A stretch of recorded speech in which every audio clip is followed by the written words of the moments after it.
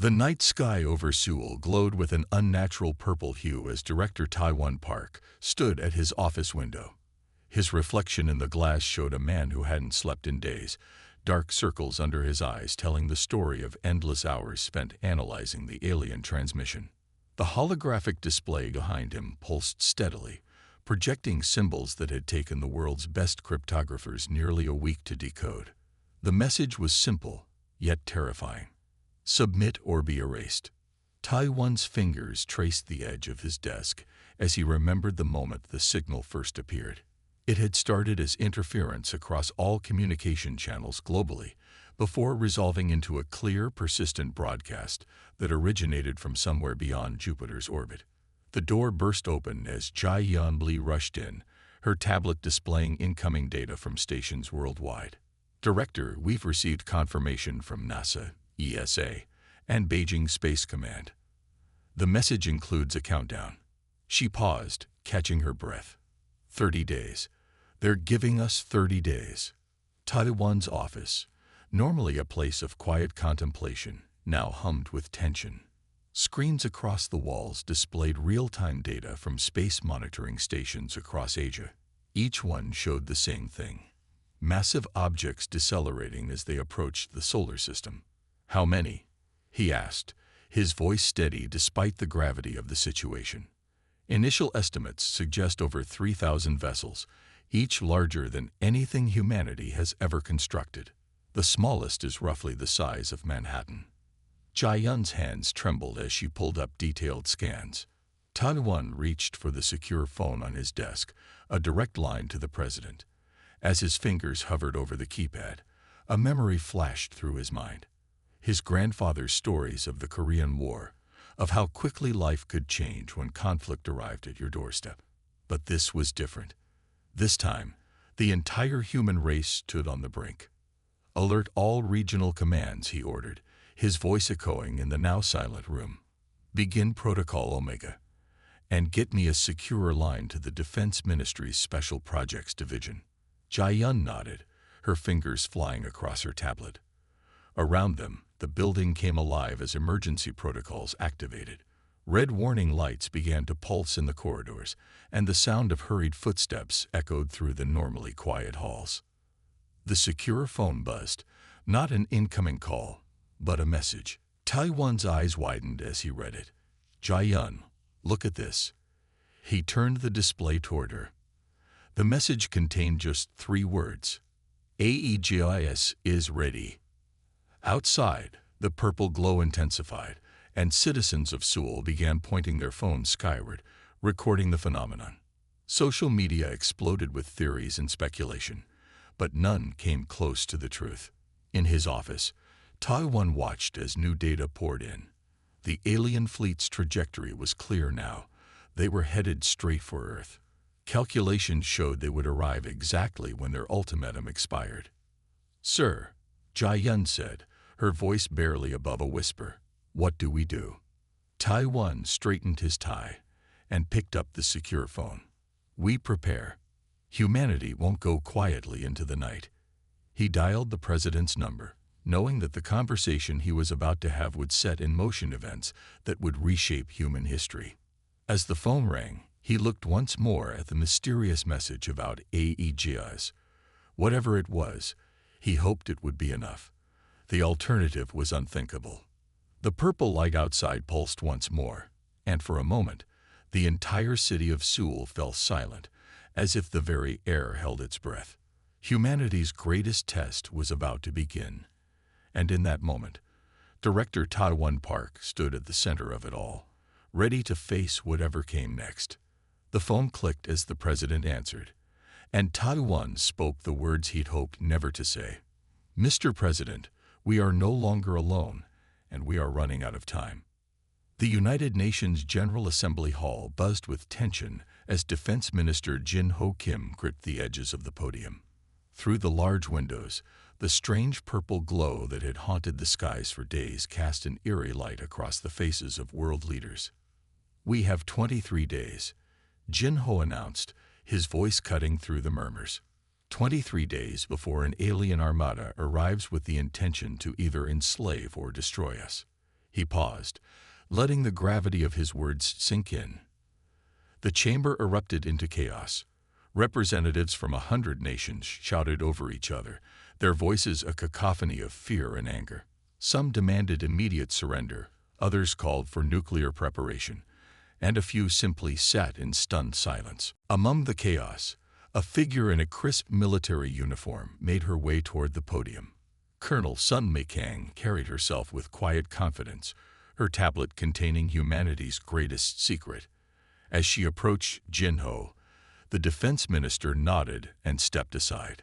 Distinguished representatives, Sun Mi's voice cut through the noise like a blade. Before you continue arguing about surrender or hopeless resistance, there's something you need to know. She tapped her tablet, and the chamber's main display came to life. The image showed what appeared to be a standard communications satellite. What you're looking at isn't what you think it is, she continued.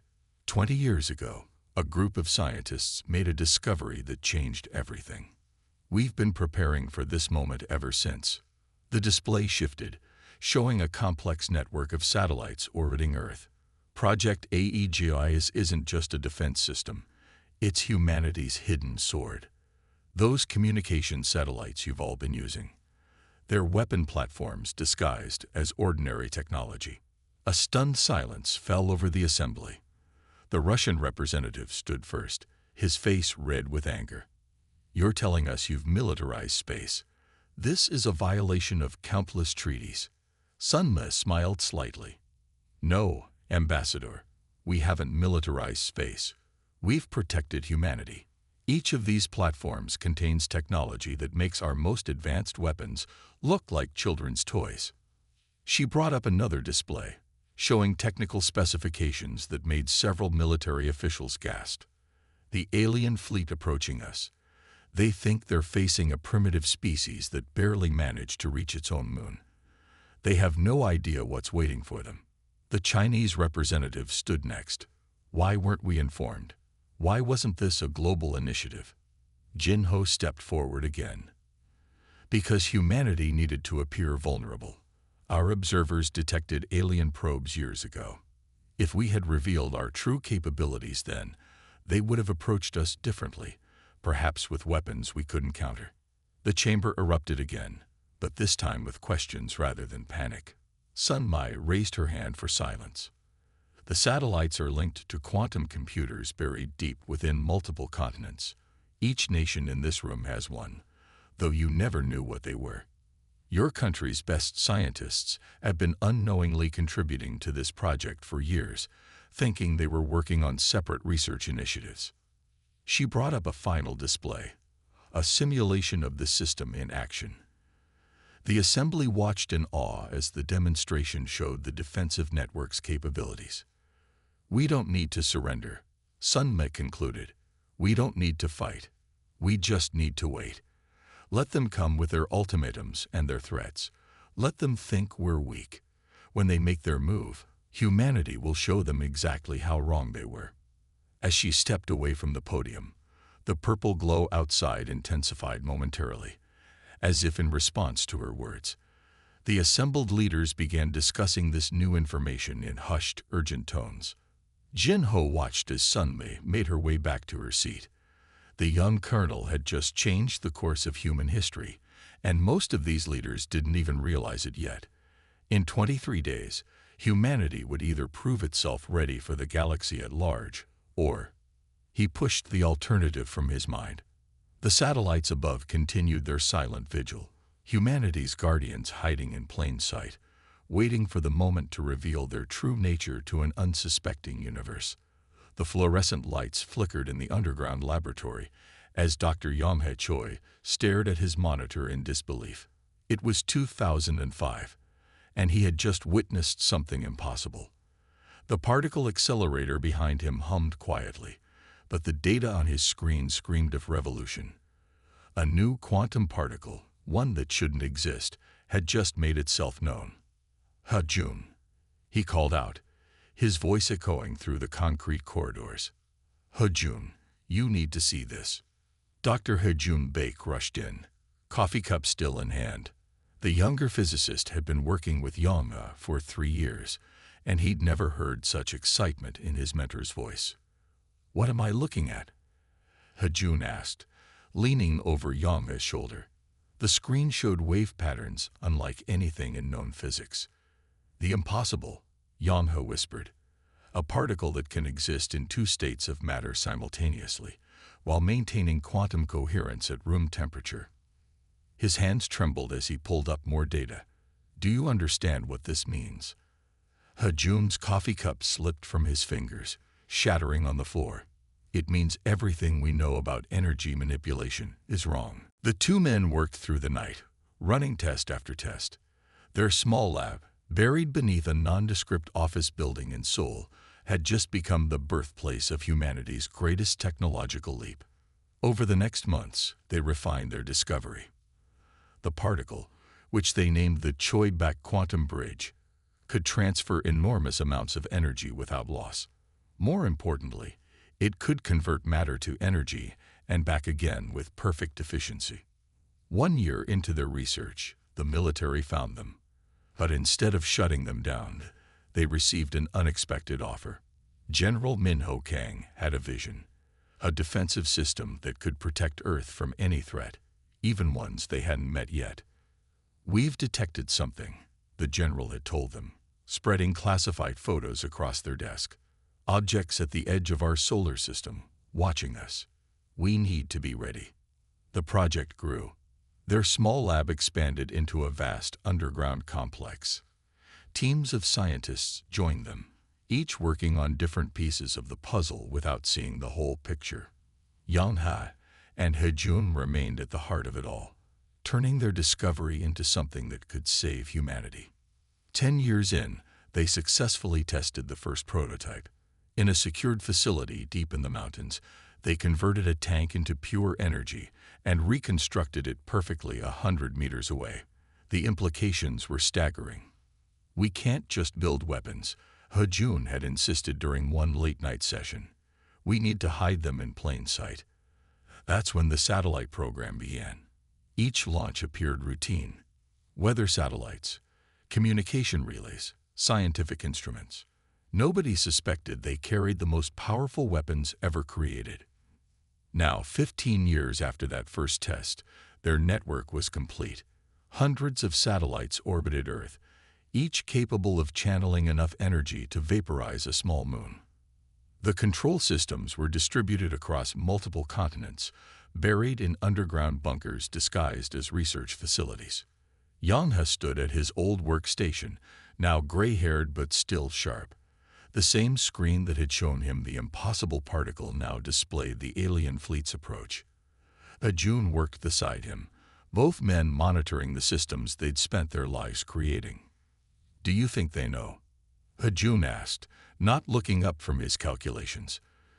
"Do you think they have any idea what they're flying into?" Yongha shook his head. "How could they?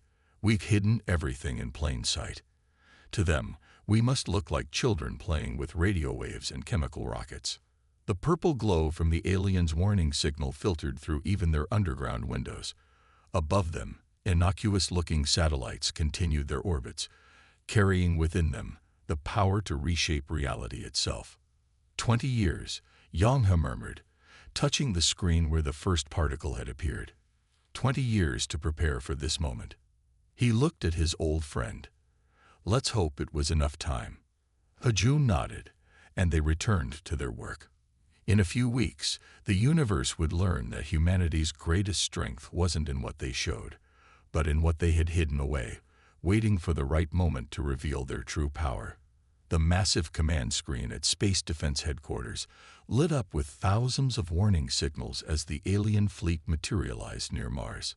Space Command Chief Do-hyun Kwan's hands gripped his chair as he watched history unfold before him.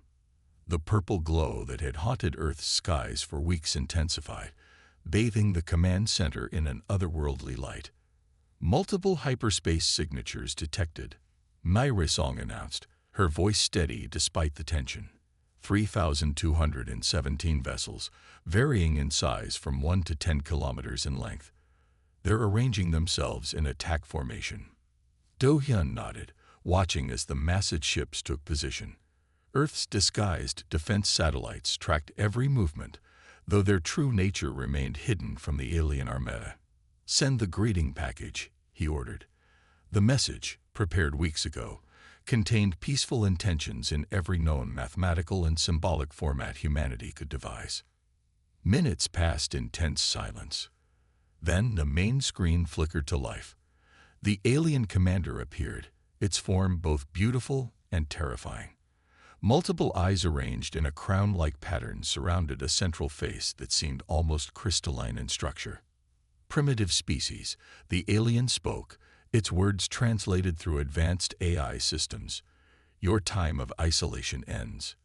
We are the Dominion, and we bring order to chaos." The screen split, showing recordings from other worlds.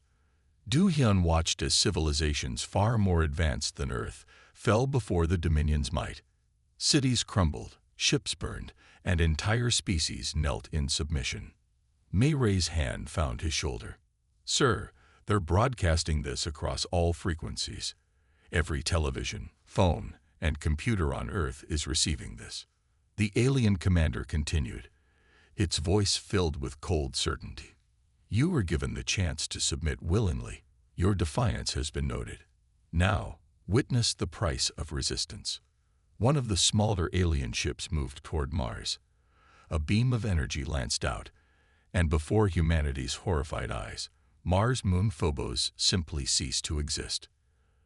"That was but a fraction of our power," the commander declared. "You have one planetary rotation to surrender unconditionally.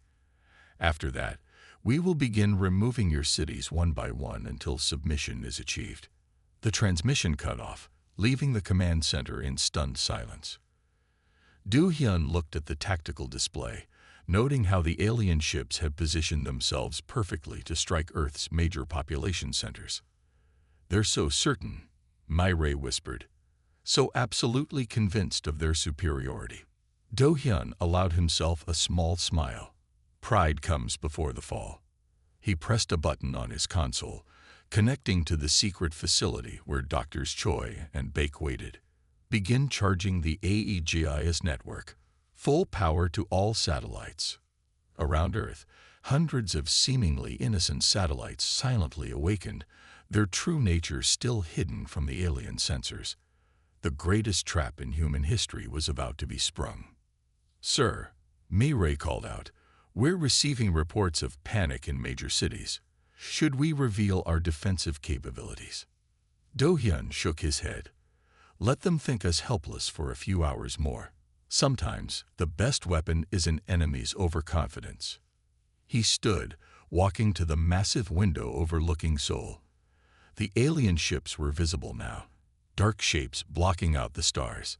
Their size should have been terrifying, but Do-hyun felt only a calm certainty. "Send a message to all military commands," he ordered. "Tell them to maintain current positions and take no aggressive actions. Then contact the UN Security Council. Tell them that Operation Avalanche is ready to begin on their command." As Myray relayed his orders, Do-hyun watched the alien fleet looming above.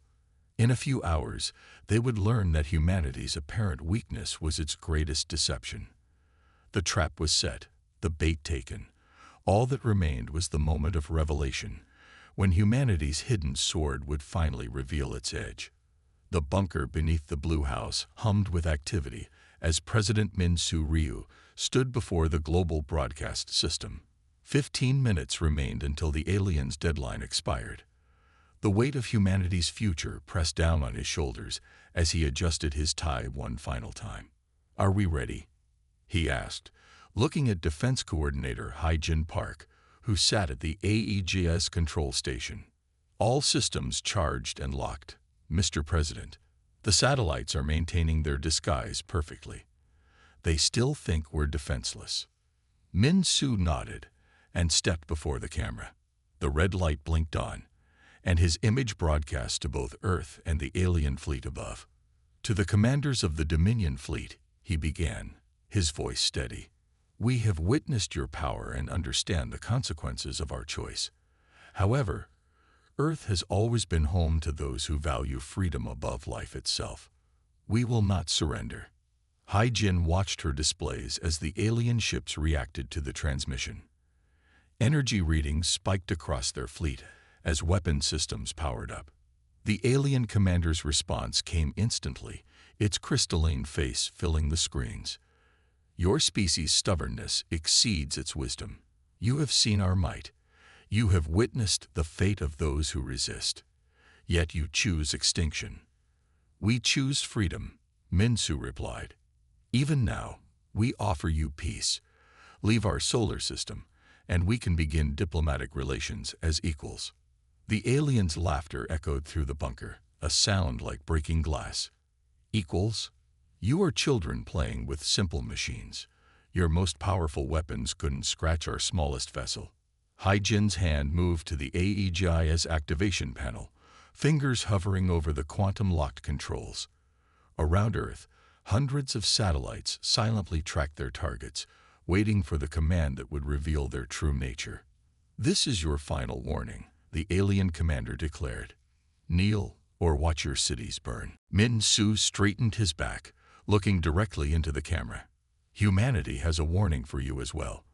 Leave now or discover why no alien force has ever successfully conquered Earth.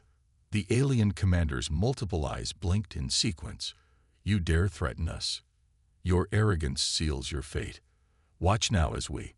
The transmission cut off as the alien fleet began moving into attack position. Through the bunker's armored windows, the purple sky darkened as massive ships blocked out the sun. AEGIS network reports all targets locked. Hai-Jin announced.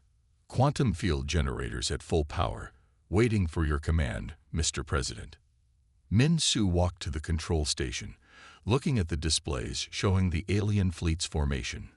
They had positioned themselves perfectly for AEGIS to strike. Send one last transmission, he ordered. Text only. Hai-Jin typed the message. You were warned. As she pressed send, the alien ship's energy signatures spiked. They were powering up their weapons, preparing to make an example of Earth's defiance. They're targeting major cities, Hai-Jin reported. Seoul, New York, London, Beijing, Moscow, all in their first strike zone. Min-Su placed his hand on the final authorization panel. Humanity gave peace every chance, he said quietly. Remember that in the years to come. We tried to prevent this. The alien fleet's weapons reached full power. In seconds, they would fire. AEGIS reports optimal firing solution. Hai-Jin announced. All systems ready. Min-Su took one last look at the massive ships above, their arrogance about to be their undoing. Activate AEGIS, he ordered. Show them humanity's hidden sword. Hai-Jin's finger descended toward the activation switch as the alien fleet prepared to fire. Above them, disguised satellites waited to reveal their true power, ready to teach the Dominion why underestimating humanity would be their last mistake. The command center fell silent as Colonel Da-Yun Shin's hand pressed down on the AEGIS activation control. Above Earth, thousands of innocent-looking satellites simultaneously shed their disguises, revealing their true nature as the most advanced weapons humanity had ever created. Technical Director Jay Wu Kang's fingers flew across his console, monitoring the quantum field readings as they built to impossible levels. Quantum coherence achieved, he announced. AEGIS network fully synchronized. The alien fleet hung in space, their weapons charged and ready to rain destruction upon Earth's cities. Their massive ships blocked out the stars. A wall of unstoppable force, or so they believed. First wave targeting solution locked.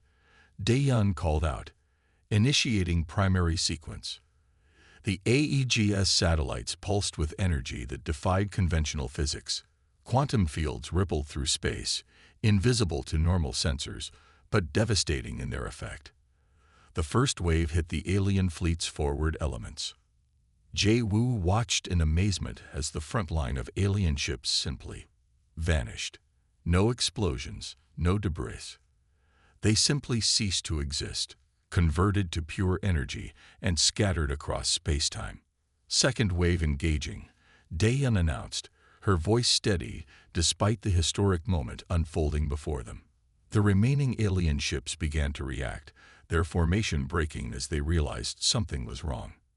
The alien commander's face appeared on the main screen, its crystalline features showing emotion for the first time. Fear. What is this? What have you? The transmission cut off as another wave of quantum energy swept through their fleet. 60 seconds elapsed, Jae-woo reported. 40% of enemy fleet neutralized. The remaining alien ships attempted to retreat, their engines flaring as they tried to escape. But the AEGS network had been designed for exactly this moment.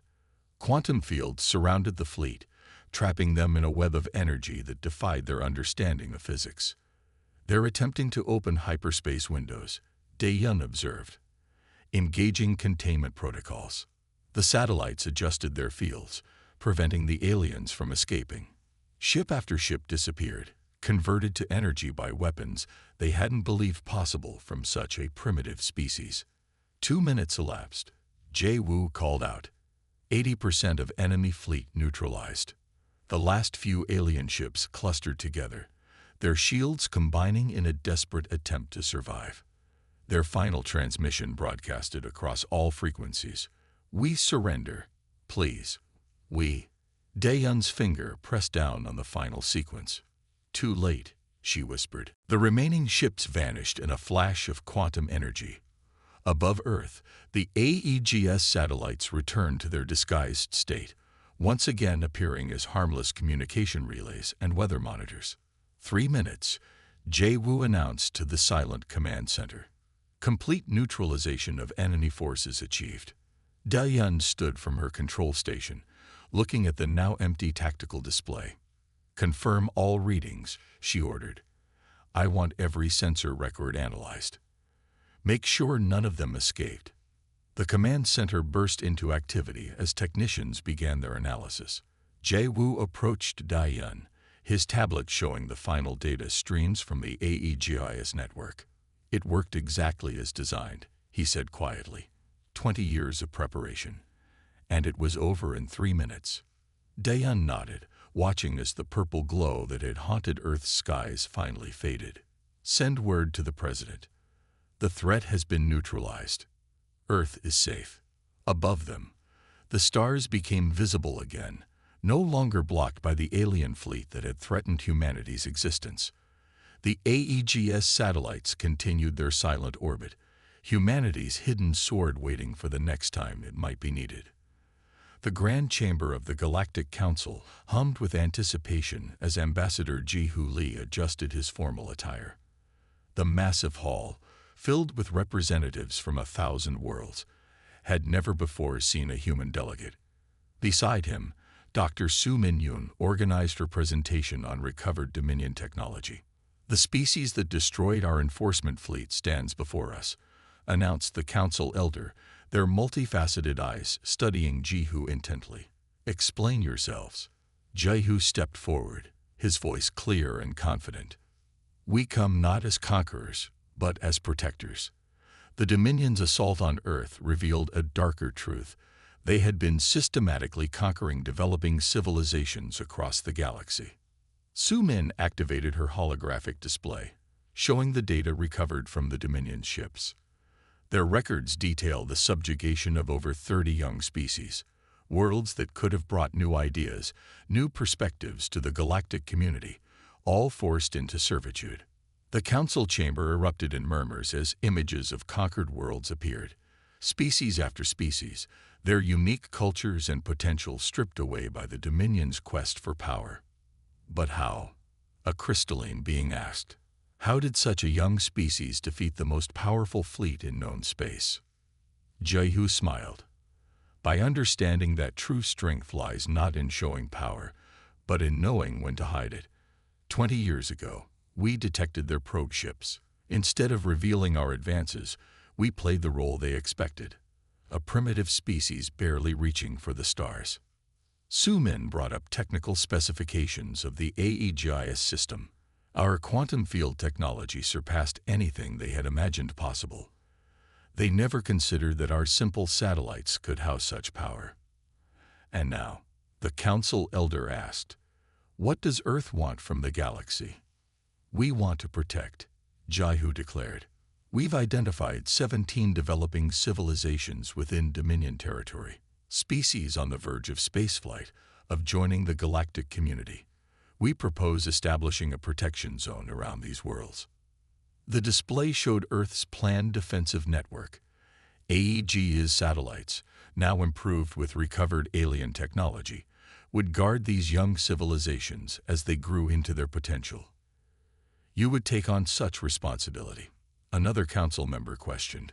"Your species is still young itself." "We remember what it means to stand alone against overwhelming odds," Sumin responded. "No other civilization should face that choice. We have the technology, the will, and now the experience to ensure they don't have to." The council chamber fell silent as the elder rose to their full height. "This is unprecedented. A species so young, yet willing to shoulder such a burden." "Not a burden," Jihu corrected. "A privilege. Every civilization deserves the chance to find its own path to the stars. Earth will ensure they have that chance." As the council deliberated, Jihu and Sumin watched the holographic display showing the worlds they would protect. Each one a unique cradle of life, of potential, of future allies in a galaxy that had suddenly become much more interesting. The council elder's voice rang out. "The motion is approved. Earth is granted protectorate status over the developing worlds. Let it be recorded that humanity's first act as a galactic power was not conquest, but protection." Jihu bowed slightly. "We won't let you down." He turned to leave the chamber, then paused. "And let it be known, any force that threatens these worlds will face the same fate as the Dominion." Earth's sword remained sharp. As they walked out of the chamber, Sumin smiled. From nearly conquered to galactic guardians in 6 months, not bad for a primitive species. Above them, the first of Earth's new defensive satellites took position around a young civilization's homeworld, humanity's hidden sword now serving as a shield for those who would follow them to the stars.